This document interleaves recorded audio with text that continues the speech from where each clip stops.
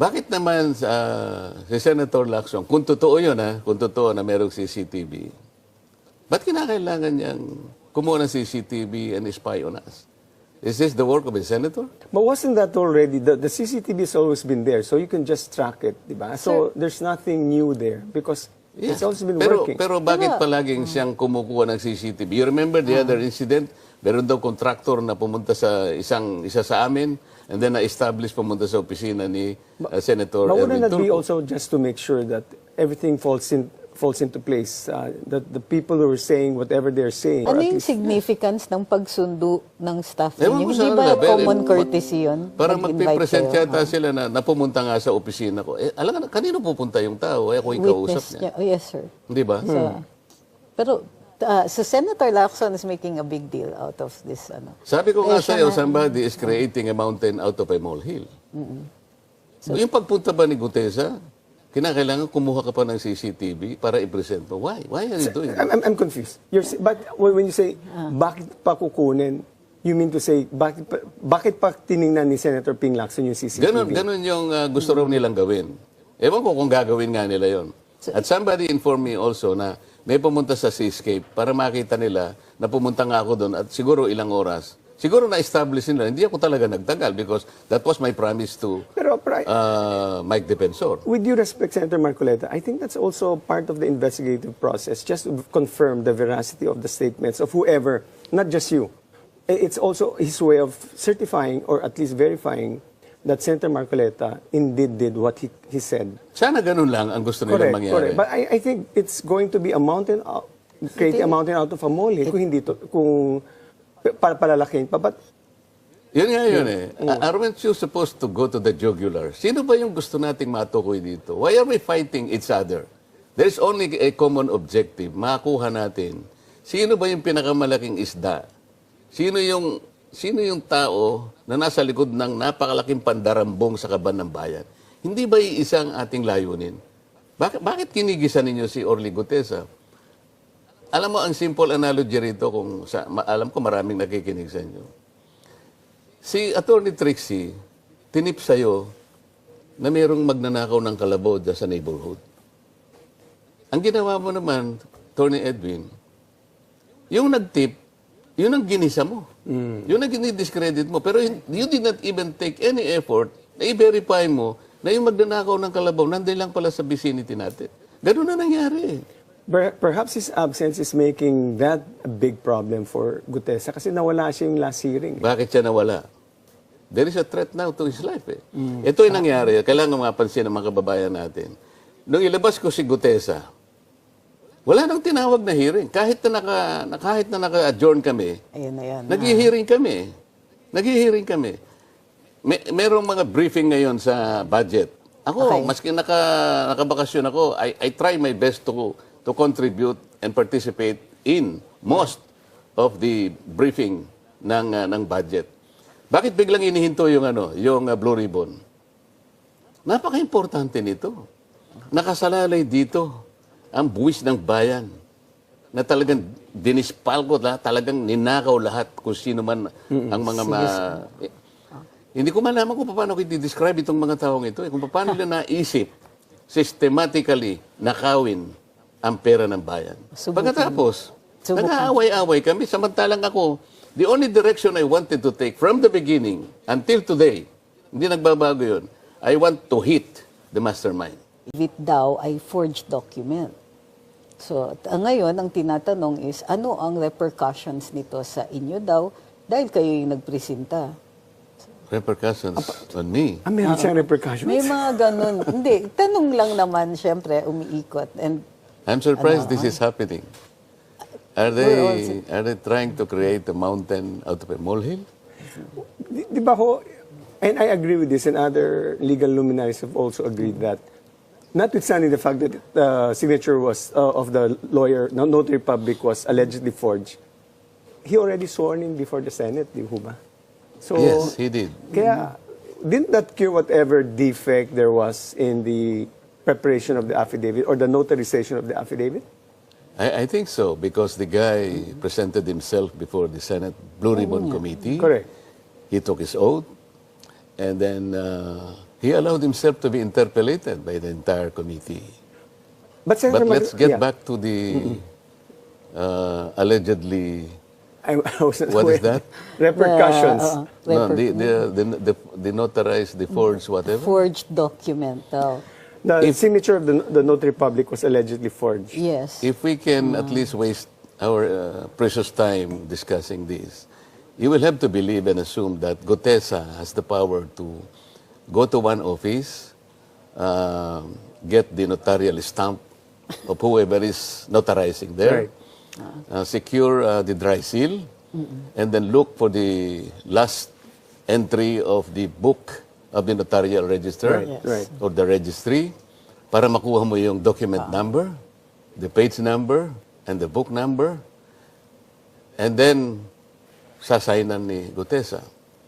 Are we able to assume all this, that Gutesa has the capacity to do all this by himself? The other lawyer who also presented the same signature, the same forged signature, was Attorney Romano Macalintan. Yes, at meron din akong nakuha, ganun din. Exactly. Yung signature, very, very close doon sa... So, ako, ang assumption ko dito, like the assumptions of many, if not all, pumunta ka sa isang lugar, let's say, the periphery of Quezon City Hall. Correct. Nandiyan naka-line up lahat ang ano. Somebody will go to each one of these. I-present niya yung paper. And then, all the guy would have to do is, bigay niya yung papel, then wait for a while, hanggang sa natatakan na lahat yung papeles niya. And then he pays. No one would insist on, let's say, verifying bago siya umalis. Sir, ma'am, can I please ascertain whether you are the one who signed this? Are you the lawyer who signed this document? Yung po bang nagpapanotaryo had all these things to do bago siya umalis? The notary public in this country has become a cottage industry. Wala naman talagang lawyer doon eh. I have always assumed that somebody, like in the case of Gutesa, was there assigned by that lawyer, whoever she is or he is. Maring hindi siya ang pumirma, but she or he allowed somebody to sign for him or for her. This is happening everywhere. Sa This totoo is lang, something that we should recognize. sa totoo lang, kinagawian talaga dito yan eh. Pagkatapos yung puro na tao, ang i-ostracize, and he will be discredited by... Paano why are we allowing, let's say, ourselves to be swayed into other direction? Gutesa is the most credible witness ever presented in that committee. Why? Gutesa has nothing to gain. Gutesa has everything to lose, including his life, and the safety and the security of his family. But the most important thing, Gutesa was able to connect the dots from Saldico to Martin Romualdez. And that's the reason why there is pressure also now in the Senate to issue an invite to the House to ask former Speaker Martin Romualdez And I to welcome that. appear. So at All least, the while, I've been thinking that that is the most proper thing for the Blue Ribbon Committee to do. Why is it that all the personages mentioned by Gutesa in his sworn affidavit, like a certain John Paul Estrada and Mark Texay, allegedly the ones who were receiving the money and then counting the money in the house of from the house of Saldico in Valle Verde, then to be transported in his house in BGC, and from there, yung leftovers kasi like the one he mentioned that was December 2024. Sabi niya, ito po mine-mention ko special because this is pinakamalaki pong delivery namin. You imagine 46 suitcases. Each suitcase, sabi niya, has an amount of, let's say, 48 million. How did you know 40? Kasi merong label eh, sabi niya, yung post-it. And dadalhin po namin kay Saldico sa unit niya sa BGC.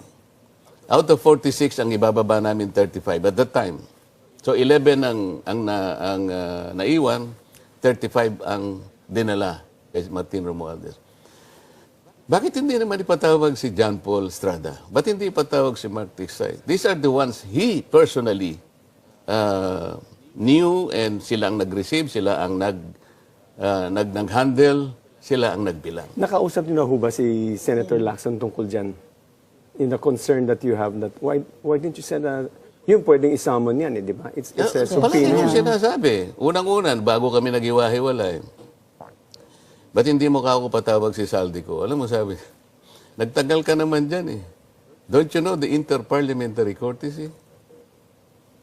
He was preaching to the choir. Of course. Sabi ko, are we violating interparliamentary courtesy if we simply invite him? No. I invited Toby Chanko and I was the chairman. And he appeared. He appeared. And twice he appeared. Ba't tayo mong tawagin? Ba't tayo mong tawagin, for example, the initial 17 congressmen mentioned by the Discayas. 17 congressmen. Hindi man lang niya ipatawag kahit isa. And he himself mentioned 67 contractors congressmen. Correct. In your late... Nagpatawag siya. I'm not saying that we should not call the small fries here or charge them. They're all accessories to this crime. Pero wag naman nating pakaiwasan o pagtakpan yung malalaking isda na dapat nating matukoy dito. Senator Marcoleta, it's just something that we mortals don't know how it works around the Senate. Ordinary mortals like us.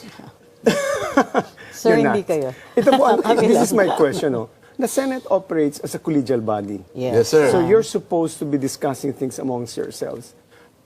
There are two main points that I want to ask. Dito po kay Mr. Gutesa, you presented him right there and there. No? Was there a previous notice to the chair or to the others? Because you're working as a collegial body, did you inform them that I have a surprise witness? I remember that you mentioned it right there and there. Because my understanding of Senate rules, and because it's a collegial body, that you should provide notice to all the members so that they can aptly prepare for the closest case I recall was, if it's a very sensitive witness and you just brought him in, you will normally ask for a break, maybe 1 hour, and discuss it among the body, among the Senate Blue Ribbon, and then come back. And by which time, they would have sufficient time to prepare. Why wasn't it... I remember you asked permission, and Senator Ping Lacson said yes, but as a general practice, don't you as a collegial body inform each other? Let's say, sabi ni Senator Ping Lacson, meron din siyang surprise witness. So, binandera niya sa publiko, meron siyang witness. Hindi ko po alam kung sabay naka-adjourn kayo ngayon. Will you be meeting first to discuss sino ba itong surprise witness? I think, shouldn't he be obligated to inform the fellow committee members, Blue Ribbon? First, to the initial question you raised, Yeah. bakit hindi ako nagkaroon ng pagkakataon na i-discuss sa kanila? Correct. Kasi, nung na-meet ko si Gutesa through Mike Defensor, there was a little time. Hindi naman ako naniwala na may tao nga palang may gustong gumawa ng... Sabi ni Mike Defensor, i-meet po lang siya because for 2 months, hinahanap ka raw niya, nalaman ko through my emissaries here, ikaw ang hinahanap niya. Gusto lang niyang makausap ka because meron daw siyang sasabihin. Sabi ko, paano ito mag-aalas 2 na? Ang ang session namin is 3 o'clock. This was the day before Huba ng Blue Ribbon? Yes, or? yes. Okay. Hindi ko na alam kung anong date. Sabing ganon, hindi, we are in Manila. Kung saan mo gusto, malapit sa'yo para lang makita mo yung prepared statement. Yes. O can you go to this escape? Kasi yun lang ang alam kong malapit. That's 5 minutes away from the Senate. So pumunta ako. Okay? Doon ko nakita na, sabi ko, matindi tong statement mo. Are you prepared to make yourself available before the committee? Yes, sir. O sige, sabi ko, panotaryo mo. That's for my benefit only kasi hindi ako naniniwala na matapang siya talaga. I don't know him. Okay, so kung talagang buo ang loob mo, pumunta ka bukas sa Senate before 9 o'clock ng umaga. Okay. Sino kasama mo? Ako lang po, sir. Anong sasakyan mo? Sir, nakamotor lang po ako. Well, sa una, hindi ako naniniwala na malakas ang loob niya. So, hindi ko na sinabi sa kanila kasi baka ako rin, hindi ako naniniwala na darating siya. Gusto kong maniwala na buong loob niya kung darating siya. That's what happened. So, Sir, napansin niyo ba that yung testimony ni Gutesa ay pareho din dun sa, yung, lalo na dun sa luggage, ay pareho dun sa testimony nung sina Bryce Hernandez Mabuti tsaka napansin mo. Henry Alcantara. Hindi lang si Gutesa. Alcantara, Bryce Hernandez talk about the Rimowa suitcases. Sinabi rin nila na dinadala sa bahay ni Saldico. Nag-connect lahat eh. Did this guy also mentioned, about, putting the money in this, ganito, dinadala sa ganito. Luggage, Bakit confirmed yung hindi nila luggage, ngayon eh. maintindihan? Ba't hindi nila Same luggage mapag-connect? po yan? Same luggage ang Mga ginagamit? ganun ang type, binabanggit same nila eh. type Sabi daw. ko pa, how come? Sinong nagbibilang? Sila po, sabi niya, plastic. Ang isa pong plastic is 1 million. So, iniitsa-itsa lang na ganun. So, Sir, walk us through yung testimony ni he connected, kasi may kinikwento ko yung kanina, he connected the luggage issue. Sir, yung narrative niya, bakit importante yung narrative ni Gutesa? Napaka-importante ng narrative ni Gutesa because he was the only one who connected the dot from Saldico to Martin Romualdez. Nobody else. Nasaan na po siya ngayon? Do you still have contact with him? Wala akong contact sa kanya personally. Ang pagkakaalam ko, kinupkup siya ng kanyang tropa, yung mga Marines. Kasi ang balita ko, merong nagtatangka sa buhay niya. At I was also informed na nahuli nila yung gustong magtangka sa buhay niya. Okay. Sir, tanong lang, natanong niyo ba kay Mr. Gutesa kung bakit, kung nag-deliver siya sa Forbes kay Speaker Martin, allegedly, nag-deliver din siya sa Aguada? Tama Sinabi po ba? niya doon sa Sinabi. statement niya, hindi lamang sa Pero hindi dalawang niya lugar sa in-explain. merong Natanong niyo ho ba kung bakit dalawang Oo, delivery places? Forbes tapos Aguada pa. hindi na kasi nakita ko yung niya. Dahil nagmamadali kasi ako. Ngayon, ang nangyari pa, ang balita ko, kumuha ng CCTV si Senator Lacson para makita niya na kung sino yung sumundo kay Gutesa. Sa CCTV po ng Senate. Sabi ko, ako naman, anticipating that he might come. So sabi ko doon sa staff ko, pakitingnan mo itong taong ito, baka sakaling dumating kasi nangako siya na darating. But I'm not sure kung darating o hindi. So binigay ko yung pangalan. So na-establish nila sa CCTV, one of my staff fetched him from the guards area at pumunta sa Senate ito, di ba? Sa Senate. So, Ngayon, bali sa pintuan ng Senate. ano? Sa pintuan, Sa pintuan, sa kasi pagpasok, doon pa sa lang, guard, kasi maraming pirmahan. pirmahan. You have to So, check in eh. para lang makapasok siya ng mabilis, kasi sabi ko, before 9 o'clock, nandun ka na. Question is, bakit naman si Senator Lacson, kung totoo yun kung totoo na merong CCTV, ba't kinakailangan niyang kumuha ng CCTV and spy on us? Is this the work of a senator? But wasn't that already, the CCTV has always been there, so you can just track it, di ba? So there's nothing new there because it's always been working. Pero bakit palaging siyang kumukuha ng CCTV? You remember the other incident? Meron daw contractor na pumunta sa isa sa amin and then na-establish pumunta sa opisina ni Senator But wouldn't Erwin that be Tulfo. also just to make sure that everything falls into place? That the people who are saying